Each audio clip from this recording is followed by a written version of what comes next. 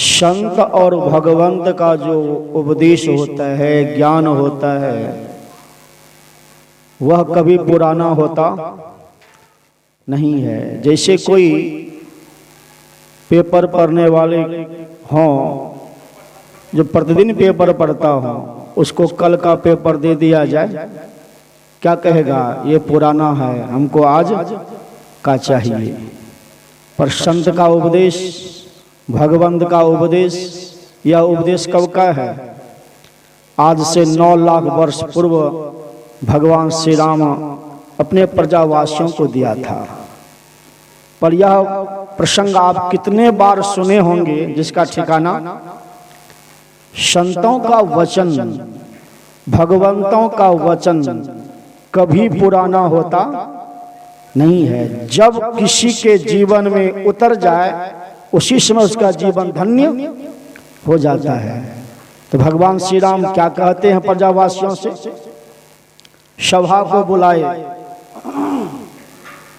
एक बार रघुनाथ बुलाए, गुरु द्विज सब पुरवासिन आए, बैठे गुरु मुनि द्विज अरु सज्जन, बोले वचन भगत भय भंजन, सुनहु सकल पुरजन मम वाणी, कहूँ न कछु ममता उड़ आनी, नहीं अनीत नहीं कछु प्रभुताई, जो कुछ कहूँ जो तुम ही सोहाई, सोई सेवक प्रियतम मम सोए, मम अनुशासन माने जोई, जो अनीत कछु भाखों भाई, तो मोहि बर जहूँ भय बिसराई, बड़े भाग मानुष तन पावा, असुर दुर्लभ सब ग्रंथ ही गावा। भगवान श्री राम कहते हैं, मैं जो कहने जा रहा हूं, मैं राजा हूं, शासन को मानते हुए सो बात नहीं है, हित की बात। अगर अच्छा लगे तो स्वीकार करना, अगर अच्छा नहीं लगे तो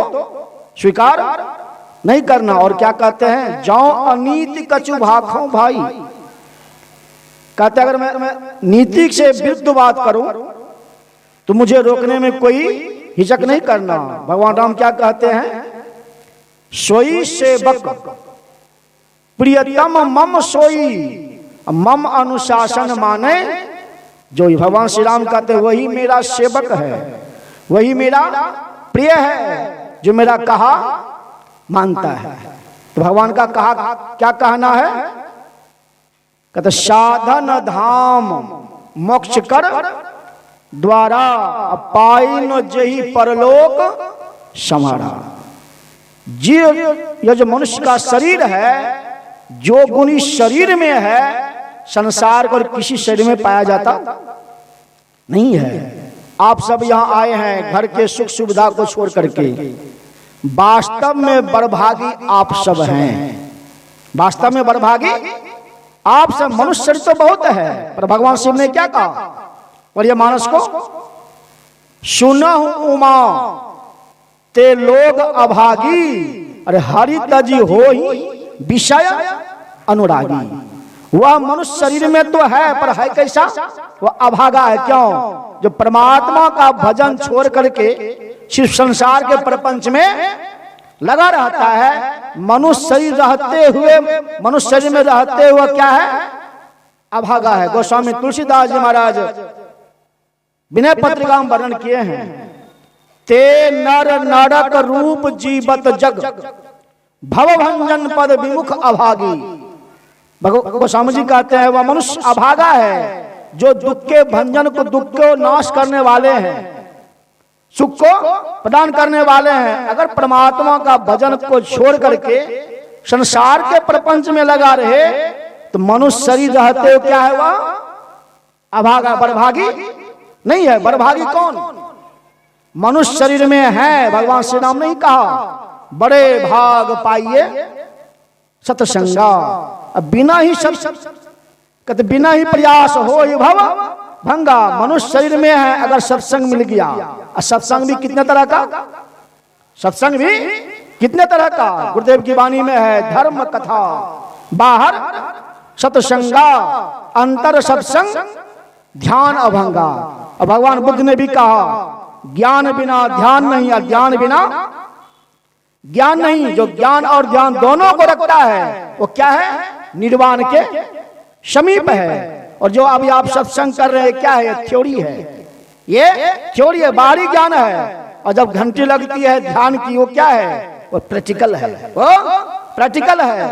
आंख बंद करके बैठते हैं, क्या कहते हैं? ध्यान करने के बैठे हैं, ध्यान होता नहीं है। गुरुदेव की वाणी को पढ़िए, पदावली में क्या है? ध्यानाभ्यास, ध्यानाभ्यास, ध्यान का आप अभ्यास करने के लिए बैठे हैं। ध्यान तो 7वें सीढ़ी पर है। महर्षि पतंजलि के अनुसार ध्यान तो 7वें सीढ़ी पे है। ध्यान उसी का लगता है जो आंख बंद करके अंदर में मन निग्रह के समर क्षेत्र में सन्मुख थिर घटना होगा। अर्थात आंख बंद करके बैठे हैं, जो प्रत्याहार करना जानता है, मन भागता है समेट करके लाइए, मन भागता समेट करके लाइए। जो प्रत्याहार करना जानता है उससे को अल्प ठहराव होता है, और जिसका ठहराव होता है अर्थात उसको धारणा होती है, जिसकी धारणा होगी अंदर में, उसी से ध्यान बना, अर्थात कुछ झलक दिखाई पड़ जाएगा। तो आंख बंद करके बैठते हैं, क्या करते हैं? ध्यानाभ्यास। तो ध्यानाभ्यास जो आप करते हैं, आप वास्तव में बड़भागी हैं। गुरुदेव की वाणी को पढ़िए, पदावली में ब्रह्मा जी क्या लिखे हैं?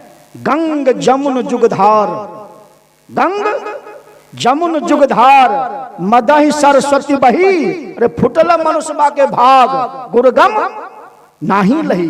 क्यों? यह जो अलौकिक चीज, अनुपम चीज प्राप्त करने के लिए बैठे हैं, गुरुमा जी कहते हैं दुर्लभ मानुष तन करिए गुरु भजन, बिना रे भजन व्यर्थ जन्म न सावे।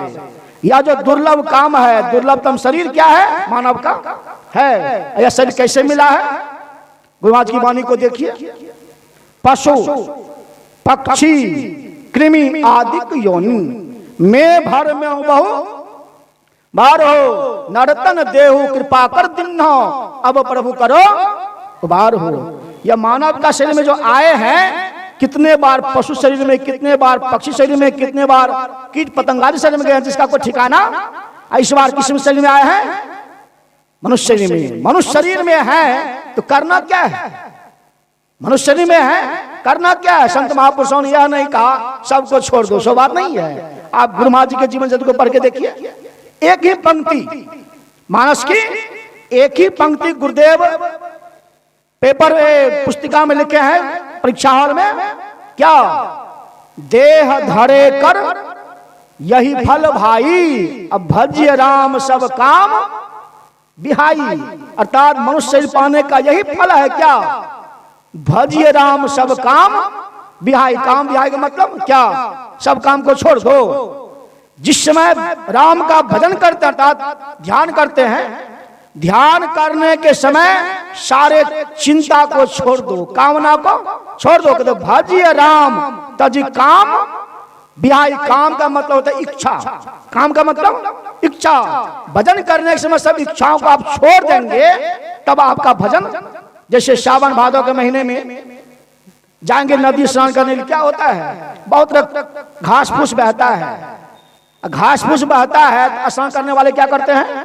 दोनों हाथ से चार देते हैं, डुबकी लगा देते हैं। वैसे भजन करने के समय, ध्यान करने के समय मन में आती है बहुत तरह की बातें, उसको हटा दीजिए और डुबकी लगा दीजिए। अगर ऐसा थोड़ा सा भी होता है, जैसे जप करने के लिए बैठते हैं, और जप करने बैठे हैं, भीतरे भीतर हो रहा है गप, तो जब भी है और भीतरे भीतर गप भी है, तब नहीं। अगर आप भजन करते हैं, ध्यान करते हैं, आपका जब ठीक ठीक हो रहा है, प्रमाण क्या है?